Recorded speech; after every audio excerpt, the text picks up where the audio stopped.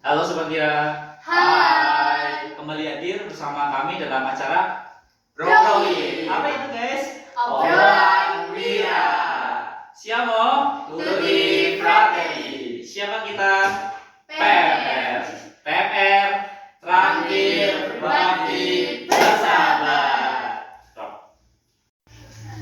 Oke nih, langsung saja nih di episode kedua ini Bapak ingin bertanya-tanya nih, ini khusus ya, yang jadi hostnya itu pembina. Jadi kali ini pembina akan bertanya nih tentang bagaimana sih awal mula kalian masuk PMR, kenapa bisa masuk PMR, dan alasan kalian masih bertahan di PMR Wira Nasina sampai saat ini. Oke, mungkin Bapak akan menanyakannya ke Siva dulu nih, karena Siva kan di sini kan kayak wah, pengalamannya udah banyak tuh di PMR. Langsung aja sih, awal mula masuk PMR itu gimana sih? Bisa kamu ceritakan? Awal mula aku masuk PMR itu karena aku lihat waktu demos ya teman-teman. Waktu itu ada demos dan kakak kelasnya itu keren-keren banget. Terus dari situ aku tertarik buat ikut ekstrakurikuler PMR. Terus sebelum aku masuk itu ya, terus ditawarin sama kakak kelas kayak ayo dong ikut ke PMR aksi gitu ya. Terus aku mencoba dan bener banget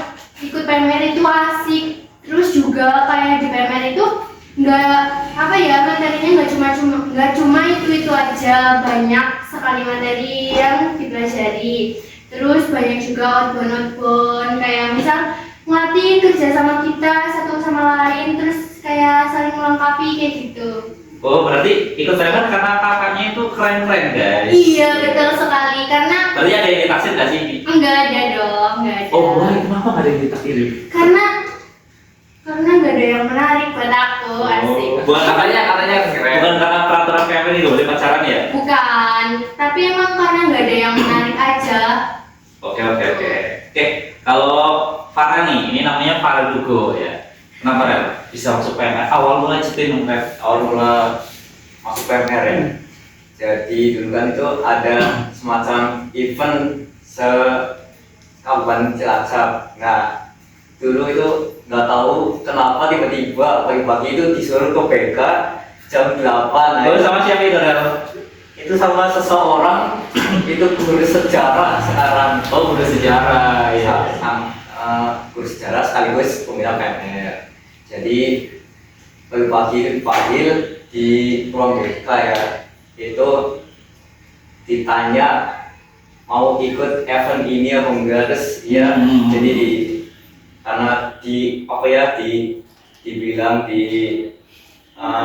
kayak diajak gitu, jadi ya mau Terus kayak tertarik dan merasa tertantang ya Rel? Iya. Oke. Ya masih ingat sih dulu sih awal mulai itu perkenalan sama Farah memang tiba-tiba saya ajak itu di ruang BK itu jam 8 pagi ya. Iya. Oke.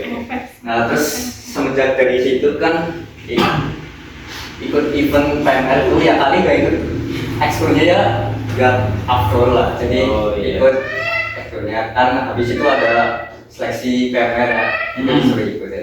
Jadi ikut terus keterima. Oke. Tapi nyaman kan? Ya nyaman Pak. Oke.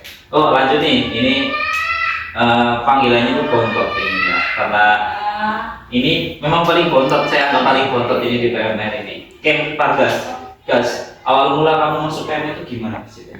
Awal mula aku masuk PMR tuh sebenarnya aku nggak ada niatan masuk PMR, cuma nggak tahu karena apa kayak kepingin tahu caranya. Yang pertama kan paling dasar di PMR kan P3K, terus tentang kayak kesehatan, obat-obatan tuh ada di PMR semuanya. Terus juga di PMR teman-temannya juga pada friendly banget. Friendly.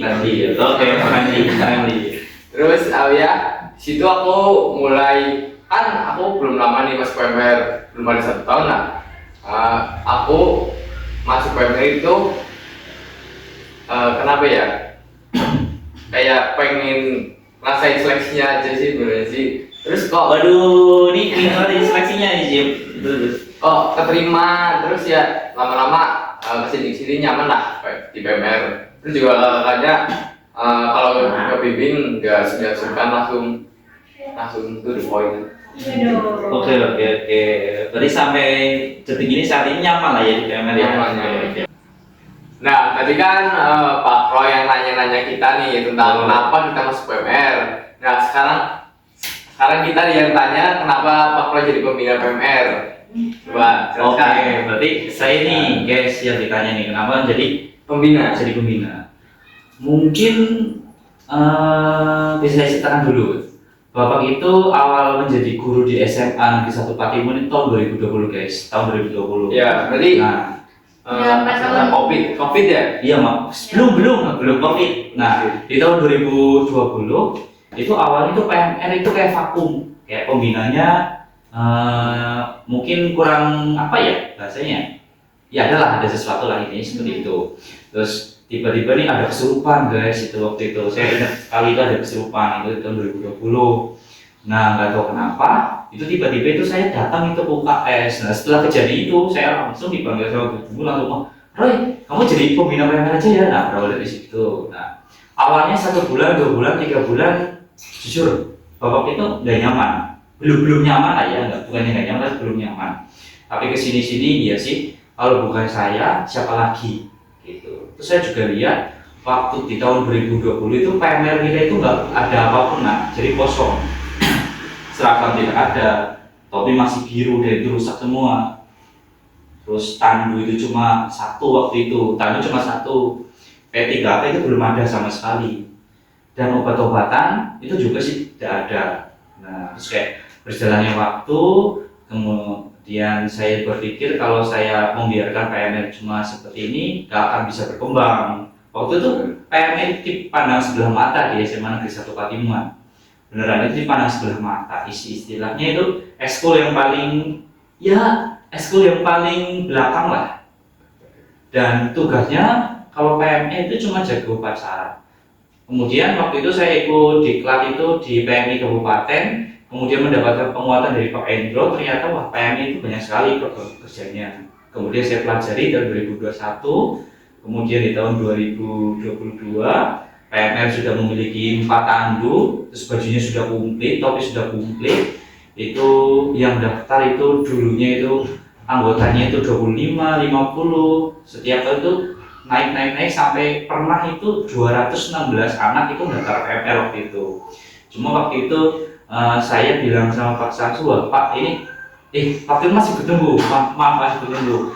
Waktu itu Bapak bilang, wah kayaknya kalau 216 saya nggak mampu. Waktu itu kan yang isi mati kan pembina bukan senior waktu itu. Nah kemudian di tahun 2023 ada event. Nah event ini juara silat waktu itu. Nah di sini memang benar-benar saya itu berproses. Bapak itu berproses dan saya meyakini hidup saya di PMR waktu itu seru banget ya hidup saya di PMR. Tapi memang alhamdulillah saya memiliki anak-anak yang luar biasa ya, seperti yang sekarang hadir di tempat ini. Itu di belakang ada Mbak Bening di shortcut cetak itu ada Bening itu ada Siva, Farel, Vargas gitu. Itu menjadi penguat saya di PMR. Nah, jadi ceritanya seperti itu. Dan sampai tahun 2025 sekarang di bulan Maret ini saya sudah genap menjadi pembina itu 5 tahun ya kalau nggak salah ya. Iya. 5 tahun gitu.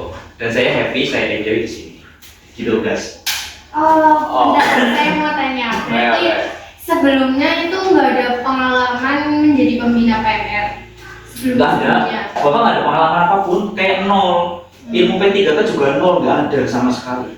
Jujur waktu itu saya minder. Kenapa? Ada beberapa anak yang tahu, sedangkan saya nggak tahu. Nah, terus Bapak itu sebelum rutinan itu biasanya apa coba? Malamnya itu baca buku, belajar dulu hafalan gitu. Kan konyol ya, pembina PMR nggak tahu materi gitu. Kesini udah ini aja gitu. Terus ikut diklat 3 kali itu di PMI Kabupaten dapat sertifikat. Jadi seperti itu. Dan tadi kan alasan atau kenapa bisa masuk PMR. Sekarang ya hal apa sih yang paling berkesan yang kalian alami di PMR? Hal apa? Nah, nih dari Bontot dulu guys. Kalau saya kan belum lama nih di PMR. Jadi pengalaman saya itu yang paling berkesan kemarin waktu Latgab. Jadi tuh waktu Latgab saya jadi apa ya? Seksi kegiatan. Oh, kegiatan ya, Kegiatan. Di situ saya baru tahu kalau seksi kegiatan tuh job desk-nya tuh kayak nyatetin waktu yang ngaret atau mempersiapkan kalau yang belum siap lah ya disiapkan ya di kegiatan. Terus dari situ aku mikir, oh jadi gini rasanya. Terus ya itu sih pengalaman Pengalaman baru ya. Ya. Oke. Sip. Mau jadi itu sesi kegiatan lagi besok? Ya, insya Allah. Oke, siap. Kalau Farel, Kalau pengalaman yang paling berkesan di PMR ya, itu ada banyak sih. Tapi yang paling benar-benar wah, paling berkesan di hidup saya ya saya lah. seorang Farel. Itu waktu event Jumbara. Nah itu event Jumbara itu event dari PMR, semua PMR yang ada di Kabupaten Cilacap itu terkumpul jadi satu. Nah di situ eventnya itu berlangsung selama 3 hari, bertempatan di Jambusari di Jeruk Cilacap. Oh iya. Nah dari situ mulai deh kayak Nyaman lah ya. nyaman, terus dapat teman baru yang banyak dari tiap kecamatan yang ada di Cilacap, terus dapat pengalaman baru, terus banyak lah intinya. Itu paling berkesan di PMR. Oke. Wah, dari Jumbara nih ya, Iya. Tadi Jumbara benar-benar mengubah hidupmu, cara pandangmu terhadap PMR lah ya. Oke. Baik, kalau Siva nih, dari Siva hal apa ya? Kalau aku dari kelas 10 banyak yang berkesan karena kakak kelasnya baik-baik banget. Wah, sama kakak kelas lagi, aku. guys. Kakak kelas lagi. Karena ya pas aku masuk kelas 10 pertama itu yang paling baik menurut aku tuh ya Mbak Tiara, karena waktu aku kayak kesusahan gak tahu materi ya, itu Mbak Tiara selalu bantuin aku, terus kayak ngasih tahu aku tentang materi-materi, terus sampai aku lolos juga gara-gara dibantu Mbak Tiara. Oh, Mbak Tiara. Gitu. Tolong zoom saya toh. Tuh, Mbak Tiara, kamu sangat berjasa dan dirindukan oleh Siva Dwi Asari. Iya betul. Terus juga Mbak Tiara itu kayak orangnya nggak pemalu, terus kayak tegas banget. Jadi kayak aku tuh asik ya ikut PMR. Berarti kayak terus juga aku udah kenal Mbak Tiara itu dari lama ya. Jadi kayak Mbak Tiara ikut ini aku juga mau ikut gitu. Terus aku daftar. Terus waktu aku kelas 10 pas akhir kayaknya semester akhir, tiba-tiba itu ada seleksi Jugen. Nah, Jugen itu kayak genre kayak gitu ya teman-teman. Itu tuh tentang kesehatan. Nah, terus tiba-tiba aku dipanggil sama bapak pembina. Salam dong. Ya, aduh. Ya, aku dipanggil sama pak pembina itu ke perpus. Katanya itu ke perpus dulu sana kayak gitu ya. Nah, terus waktu itu tuh aku nggak tahu mau ngapain karena di situ nggak cuma aku aja, tapi banyak teman-teman yang lain. Cuman ya teman-teman yang dari PMR itu cuma aku aja. Nah terus aku bingung dong, di situ ada 2 orang dari kecamatan. Terus tiba-tiba kayak nyeleksi kayak gitu. Terus aku suruh presentasi di depan tentang materi tentang kesehatan waktu itu. Nah aku menjelaskan tentang materi DBG ya teman-teman. Nah setelah itu aku ikut seleksi, terus aku lolos menjadi duta genre kecamatan. Terus aku ke kabupaten. Ya di kabupaten itu banyak banget teman-teman yang asik tentunya dari kecamatan-kecamatan yang lain. Terus ada 24 kecamatan. Itu benar-benar keren-keren banget karena duta genre itu nggak cuma kayak menjadi menjadi artis ya. Kalau duta genre itu bisa dibilang artisnya kecamatan gitu. Soalnya duta ya kan. Nah, duta genre itu materinya itu tentang kesehatan sama persis kayak PMR. Nah itu kayak tentang narkoba, terus tentang kayak HIV kayak gitu kan ada di PMR ya Pak. Nah itu tuh kayak menjadi aku tuh kayak ternyata di PMR itu sama aja kayak di genre ya, materinya itu sama. Terus dari situ terus aku terpilih jadi duta. Itu salah satu pengalaman yang paling berkesan buat aku tentunya. Oh, Itu oke, aja oke. sih. Wah, sip. Oke, jadi cukup sekian podcast dari kita, dari apa ya? PMR Gerara Dari Asia. dari Bro. Semoga obrolan Bira. Iya, semoga bisa menginspirasi teman-teman PMR yang ada di Indonesia ya, bahwasanya setiap hal itu mesti ada sebabnya ya, termasuk kenapa anak-anak saya ini bisa mencintai PMR. Oh ternyata kakak-kakaknya asik, oh ternyata ada pengalaman yang tidak bisa dilupakan. Nah, semoga dengan obrolan santai ini bisa menginspirasi kita semua, dan tentunya saya Bapak berharap untuk PMR Wirarangga Sena SMA Negeri 1 Patimuan tetap maju, tetap kompak, dan nanti pada akhirnya kita bisa meraih prestasi yang lebih ya. Amin. Oke, cukup sekian obrolan dari kami. Mohon maaf bila salah kata. Wassalamualaikum.